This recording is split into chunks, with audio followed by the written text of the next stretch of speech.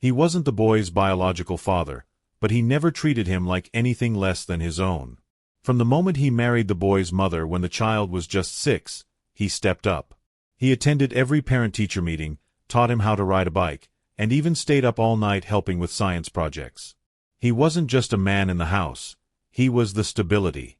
The mother often praised him in front of others, calling him more of a father than the real one ever was. That praise meant more than he let on.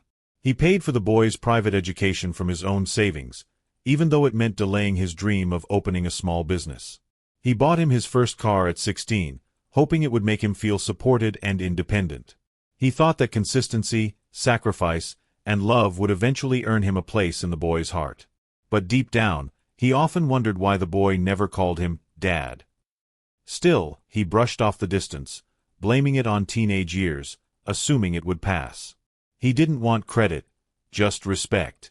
But nothing could prepare him for what the boy was about to say, something that would shatter everything. It was a quiet Sunday evening, the kind where nothing feels off until everything does. Dinner was on the table, roasted chicken, mashed potatoes, and the usual attempt at family calm. Then, out of nowhere, the boy put down his fork, looked him dead in the eyes, and said the words that made the room go silent. "You're not my real dad. Mom's boyfriend treats us better than you ever did." For a second, he thought he misheard. But the smug look on the kid's face told him otherwise. The mother didn't flinch. No gasp. No denial. She just continued eating, like this was rehearsed, or worse, accepted. That silence from her hurt more than the words themselves. His stomach dropped. The air in the room turned thick. All the years, all the effort, all the sacrifices, invalidated in one arrogant statement. The boy had never said, "Thank you," but this was a dagger. The mother looked at him finally and said flatly, "He's old enough to speak his truth." He didn't yell. He didn't cry. He just stared at the two people he had once called family.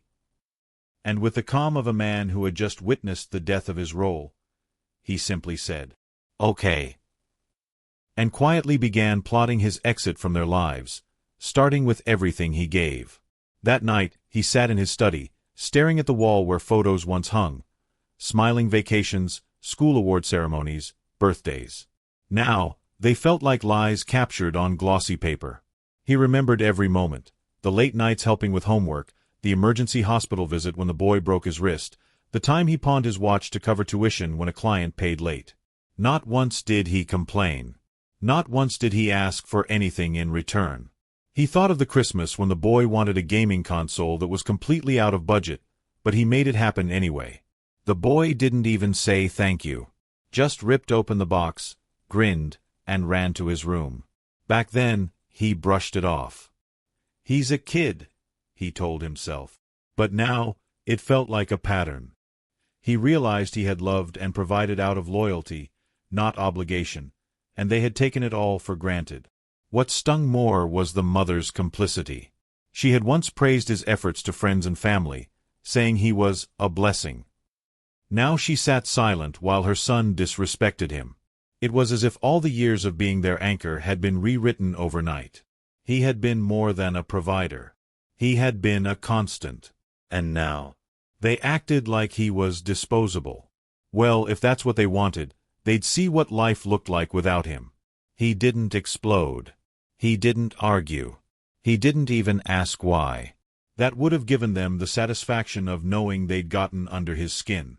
Instead, he poured himself a drink, walked to his laptop, and opened the tuition portal for the elite private school he'd been paying for out of pocket. With a few quiet clicks, the autopay was gone. The next semester's fees? Unpaid.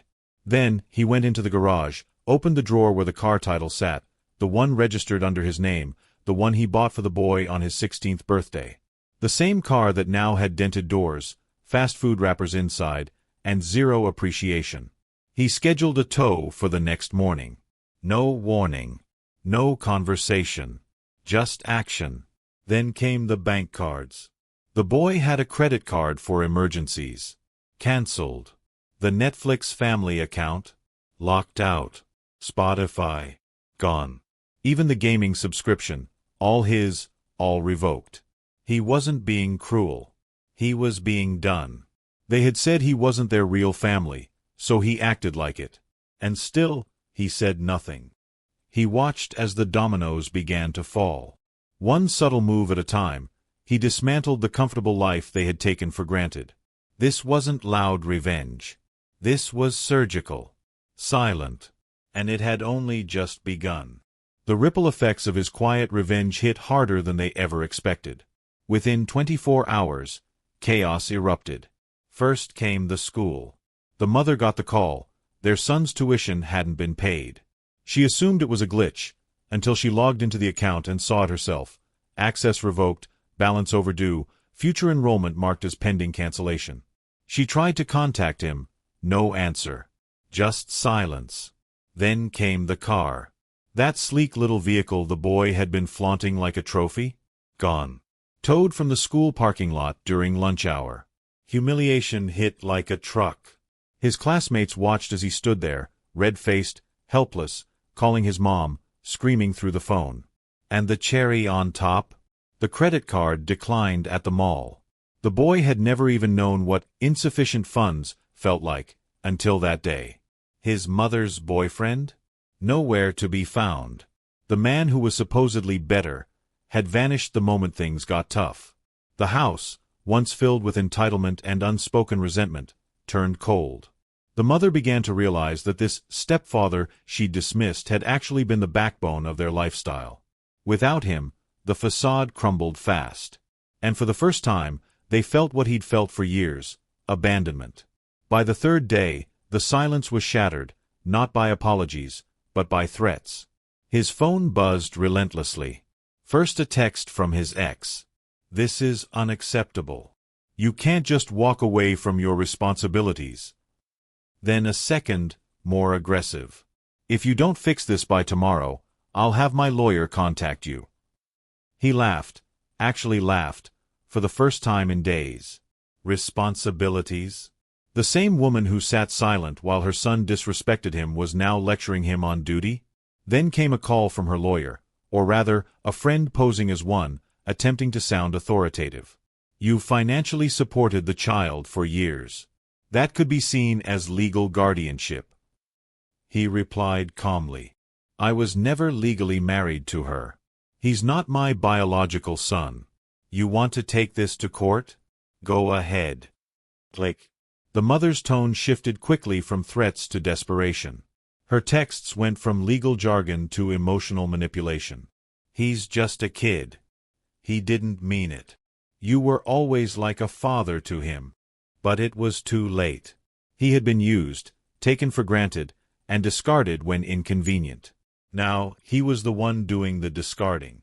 She was finally realizing, the man she thought was soft had learned how to play hard. When she finally consulted a real attorney, the truth hit her like a freight train. There were no legal grounds. He wasn't married to her, had never adopted the boy, and all the payments, school fees, car, living expenses, were gifts. Generous, consistent, and documented as voluntary. That meant no court could force him to continue. The lawyer's advice was brutally clear. You have no case.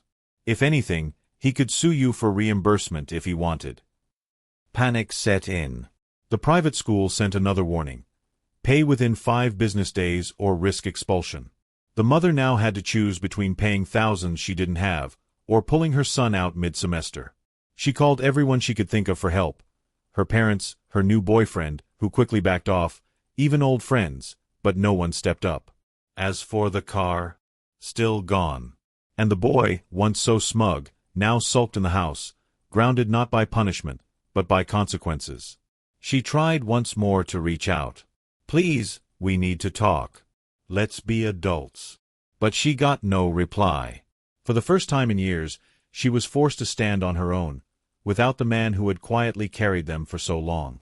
And it wasn't just inconvenient. It was terrifying. What happened next turned private shame into public humiliation. One of the mother's voice messages, the one where she screamed, "You're heartless. You ruined his life because of one stupid comment," was accidentally sent to a family group chat. A group that included her sisters, cousins, and even her church friend circle. People started asking questions. Her carefully curated image of a strong, independent mother quickly unraveled. Whispers turned into gossip, and soon, the truth was out. The man she humiliated had been paying for everything. Her new boyfriend, who had once paraded around like a savior, ghosted her completely after his name started appearing in subtle Facebook comments. But the real burn came when her son's school friends posted TikToks about the limbo that vanished. Teenagers have no chill. Memes, captions, even reenactments of the car being towed started circulating. The boy became the punchline of every lunchroom joke. "My mom's boyfriend is better," they mocked. He deleted all his socials. And her? She stopped attending social events. She avoided eye contact in grocery stores. The local community she once bragged to now looked at her with either pity or judgment. Publicly, they had both been exposed. But only one of them had deserved it. It started with a knock at the door. No text, no call. Just a quiet knock. He opened it to see the boy, the same kid who once arrogantly declared, "You're not my real dad," now standing awkwardly, eyes red, voice trembling. I was wrong," the boy muttered. "You didn't deserve what I said. I was angry. I thought siding with Mom's boyfriend made me look cool. But he left. He didn't care. You always did." The man didn't speak right away. He studied the boy's face, not with bitterness, but calm. This wasn't about winning. It was about being seen. "I didn't stop paying because of one sentence," he finally replied. "I stopped because that sentence showed me the truth. You didn't see me anymore." Tears welled up in the boy's eyes. "I see you now." Behind him, the mother stood at a distance. No smug expression, just defeat. "We made a mistake," she said softly. "I made a mistake. I was selfish." He nodded slowly. Not to forgive, not yet, but to acknowledge that, finally, they understood. And for the first time, their words weren't weapons. They were a start. But a start didn't mean a return. It just meant closure was finally on the table. In the weeks that followed, life moved on, but not in the way they expected. The man didn't rush back to fix what was broken. He didn't reopen his wallet or try to play hero. Instead, he focused inward, on peace, on boundaries, on rebuilding his own life without the weight of unreciprocated sacrifice. He started traveling more, picking up hobbies he once abandoned: photography, hiking, journaling. For the first time in years, he felt like a man living rather than just giving. As for the boy, he got a part-time job. He started learning the value of effort, of responsibility. He didn't get the car back or the private school perks, but he did begin earning respect, from teachers, peers, and eventually, himself. And the mother. She finally stopped chasing appearances and started dealing with reality. Therapy became part of her routine. The mirror became less about makeup and more about reflection. They each changed, not because they were asked to, but because life forced them to. And the man? He smiled more. Not because he got revenge, but because he finally let go. Closure didn't come in the form of an apology or payback. It came when he realized he never needed them to become whole. He just needed to walk away to find himself.